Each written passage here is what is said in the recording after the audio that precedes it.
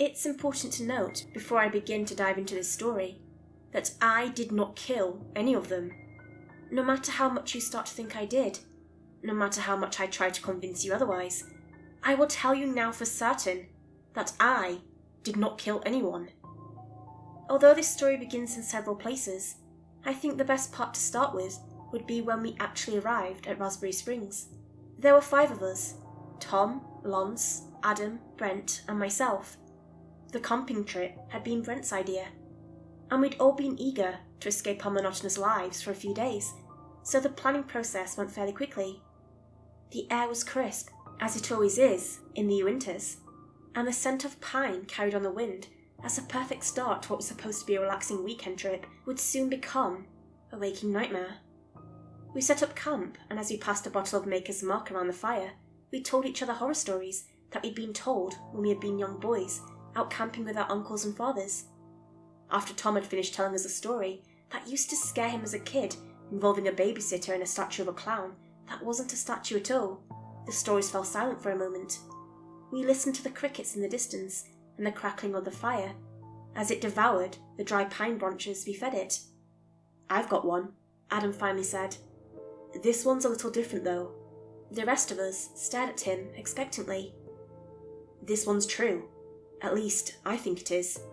He raised his hands up defensively, the bottle of liquor sloshing around in his hand.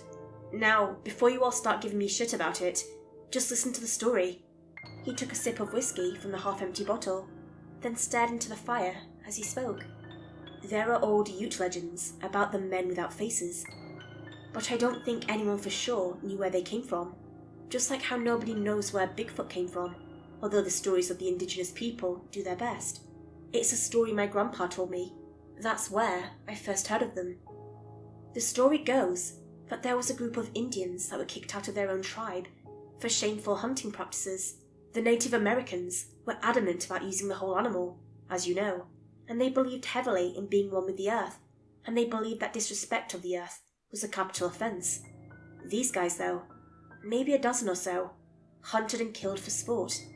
They would kill a buffalo, for example, and cut out its heart and eat it raw, and leave the body to rot to show their supremacy over Mother Earth and nature. They believed they were gods of the land and dominant over all other life. One of these guys, the leader I think, was a chief's son, and when the chief found out what his son was doing, he was devastated. He set a trap with his best warriors and caught him in the act of ritualistic killing. He could have had his son executed right then and there, probably should have, but couldn't bring himself to make that judgment, so instead he banished them from the tribe. These warriors were furious with the chief for kicking them out, and it wasn't long after that the members of the tribe started going missing.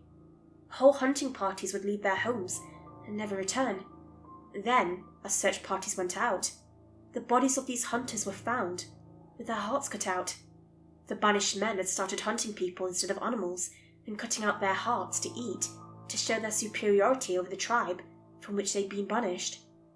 The chief got word of this and called upon a shaman, who put a curse on the men to make them pay for what they'd done and to mark them for eternity so that they would be known for generations to come. This curse, as the story goes, removed their faces and left them to walk the earth forever, blind and speechless, unable to hunt or communicate with each other, so that they would fall victim time and time again to the earth and would learn their place.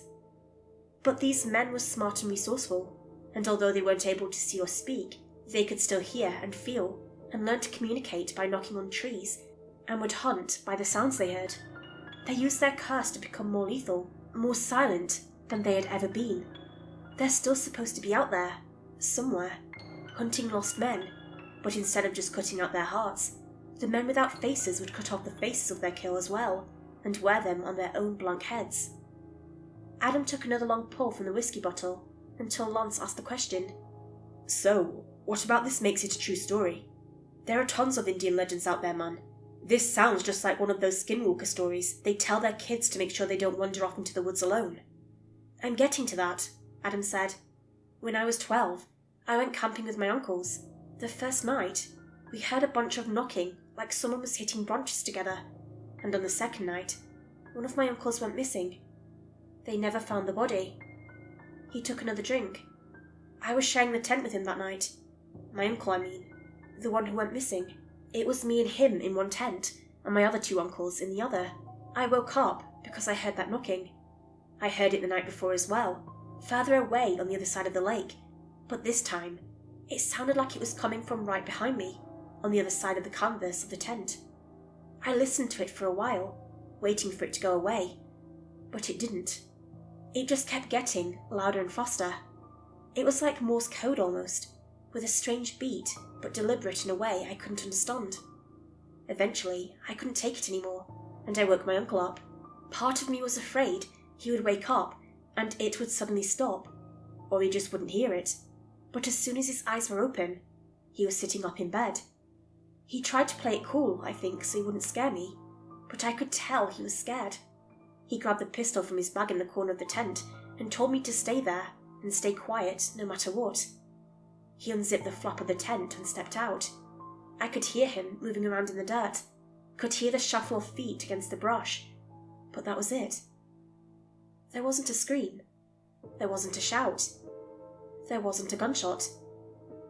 I sat there in terrified silence and waited in the tent until the sun came up and I heard my uncles getting up in their own tent. I told myself my uncle had gone and bunked with them, or maybe had forgotten to tell me everything was all right before going to see about catching fish for breakfast. I told myself a lot of things to keep me going that night. But when my other two uncles got up and came to our tent and asked me where my other uncle was, I broke down. Rangers were called, search parties were formed, but we never saw a trace of my uncle again. It was like he had completely vanished off the face of the earth. When Adam's story finished, the rest of us sat in silence for a few minutes, trying to figure out how best to approach the story. It was Brent who spoke up first. You know there's plenty of stuff that could have happened to your uncle, right? You don't really think it was these faceless dudes, right? Adam sat silently, staring into the fire. He took a final gulp from the bottle and passed it to me. I don't know what to believe, honestly. I grew up justifying the noises I heard and eventually came to terms with the idea that he probably wandered off, got lost, got hurt, and never made it back to camp. But it's always been there in the back of my head, you know?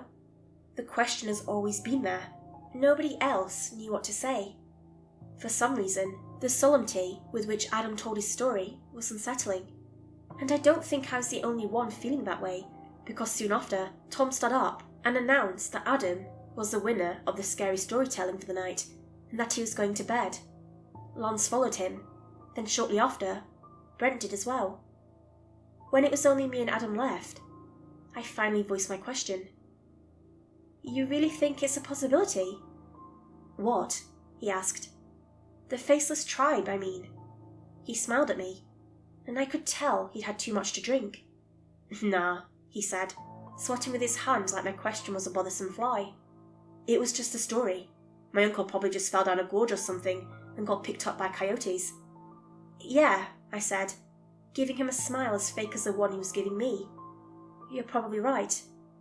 I'm going to bed, he said. If you hear the knocking, though, don't leave your tent.